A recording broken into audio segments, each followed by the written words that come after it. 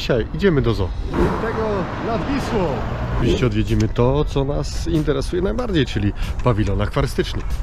Na wstępie, na wejściu, wita nas wspaniałe paludarium dużych rozmiarów i mostek nad zbiornikiem z płaszczkami.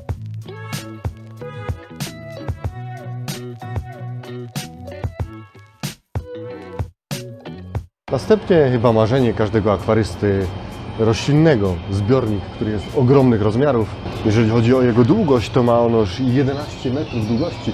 Zobaczcie, jaki on jest wielki.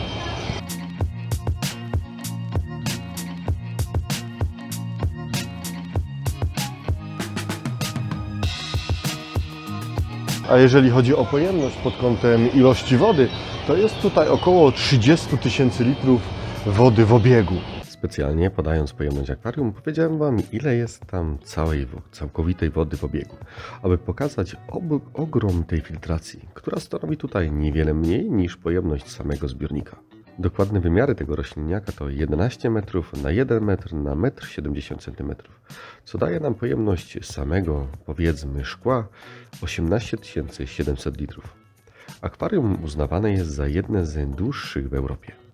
Jego budowa rozpoczęła się gdzieś w 2013 roku, a całość została oddana dla publikacji jakieś 3 lata później. Za zaaranżowanie całości i o to, żeby wyglądał zbiornik tak jak wygląda, zadbali już sami pracownicy zoo.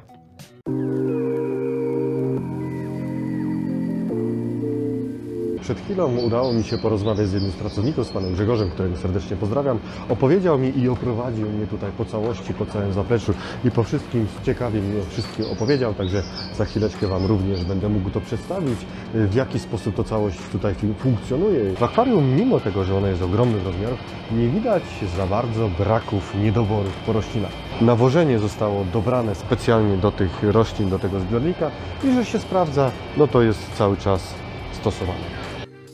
Nawozy są podawane z soli akwarystycznej. Każdy pierwiastek jest odpowiednio dobrany.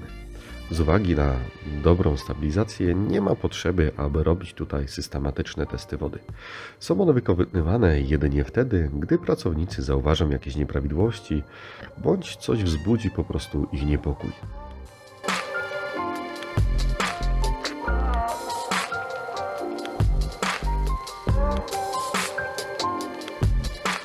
W trochę nietypowy sposób wygląda tutaj podmiana wody, ponieważ nie tak jak w naszych zbiornikach nie jest woda spuszczana całkowicie, a następnie potem dolewana, tylko jest woda wymieniana w momencie, kiedy jest woda ściągana, to w tym samym momencie jest również dolewana nowa woda.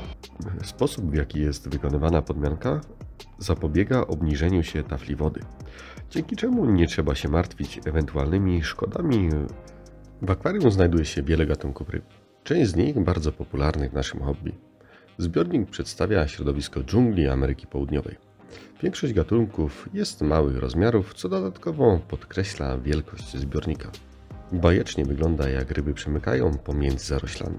Dodatkowo, aby podkreślić ten niesamowity klimat, oświetlenie nie jest włączone przez cały czas w taki sam sposób, a jest zmienne. Ma ono za zadanie imitować porę dnia. Dodatkowo, aby wczuć się ten tropikalny klimat, zwiedzający mieli umilony ten pobyt w pawilonie, rozmieszczone są głośniki, przez które słychać odgłosy natury i śpiewające ptaki. Bardzo było mi miło usiąść chwilę i zrelaksować się w tym miejscu. Tym bardziej, że odwiedziłem zoo w okresie, gdzie nie było za dużo ludzi. To, co tutaj widzimy, to tak naprawdę jest tylko i wyłącznie mała część, bo prawdziwa magia dzieje się za tymi drzwiami, aby te zbiorniki wyglądały tak, jak możecie je oglądać. Wejdźmy w pierwszej kolejności na zaplecze największego zbiornika roślinnego, amazońskiego. Cały system filtracyjny potrafi zachwycić. Aby tak duże zbiorniki mogły funkcjonować jak należy, to musi być odpowiednia filtracja oczywiście. Dzięki czemu nie ma problemów tutaj między innymi wysypami glonów, a warunki w zbiorniku są stabilne. Glony co prawda gdzieniegdzie widać, ale nie stanowią one problemu. Znajdziemy tutaj masę dodatkowych technologii. Wymienić można m.in. system nawożenia dwutlenku węgla, sterylizatory ultrafioletowe, sterylizatory wykorzystujące ozon, zbiorniki przelewowe, kilka zbiorników filtracyjnych. Całe akwarium funkcjonuje na wodzie osmotycznej. W pierwszej komorze pod zbiornikiem znajdują się potężne pompy utrzymujące przepływ wody na poziomie jakichś 22 metrów na godzinę. Pompy mają co prawda jeszcze zapas mocy, niemniej jednak nie można zbytnio zwiększać ich wydajności, bo w zbiorniku zrobiłaby się pralka. Zerknijcie tylko na to oświetlenie. Duże akwarium roślinne to i wymaga potężnej ilości lumenów. Całość oświetlana jest 16 lampami LEDowymi. Każda ma moc 200 W. Z jednej strony takie oświetlenie ma wiele plusów, jednak z drugiej ma ono również swoje minusy. Roślinom niczego nie brakuje i rosną jak na drożdżach. Mniej więcej 3 razy na 2 tygodnie nurek musi wejść do środka i zrobić przycinkę. A jak można się domyślić, nie należy to do najłatwiejszych rzeczy. Skupiłem się i omówiłem na razie pierwszy z kilku zbiorników, które możemy tutaj zobaczyć w tym pawilonie, bo znajdziemy tutaj jeszcze kilka innych równie ciekawych. Jeden z piraniami o takiej samej pojemności, jeśli chodzi o wodę w obiegu, oraz 3 zbiorniki słonowodne. Wśród nich jest jeden z najładniejszych, jakie do tej pory w życiu miałem okazję oglądać. Jeden mniejszy z błazenkami i jeden w trakcie teraz przeróbki.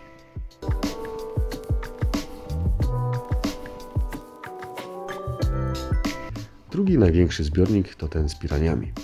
Akwarium ma również pojemność całkowitą 30 000 litrów wody, tyle co wcześniej prezentowany roślinny zbiornik. Patrząc jednak na nie obok siebie, wydaje się, jakby był mniejszy. Fajnie można tutaj zaobserwować, jak dużo daje nam skalowanie naszych dekoracji oraz naszych mieszkańców. Zobaczcie tylko, jak spore są piranie, które tutaj pływają, oraz jak duże są rośliny w tym paludarium. Liście mają nawet 20, mają kilkadziesiąt centymetrów.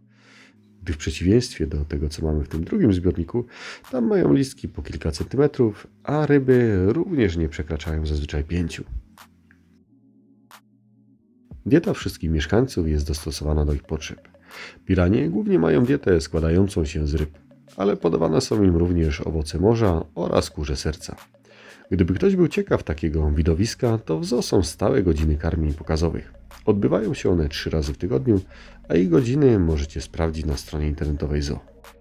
Myślę, że w rejonie, w którym one występują, raczej unikałbym kąpieli wodnych.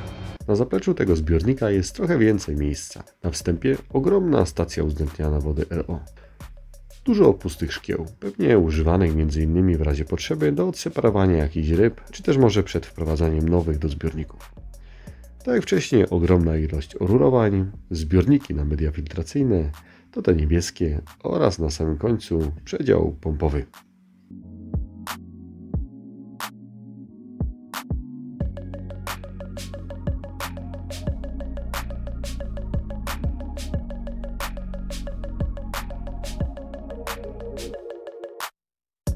Poza wymienionymi słodkowodnymi zbiornikami mamy tutaj jeszcze 3 słonowodne. Pierwsze, które omówię, ma około 15 000 litrów wody w obiegu. Zrobiło ono na mnie ogromne wrażenie.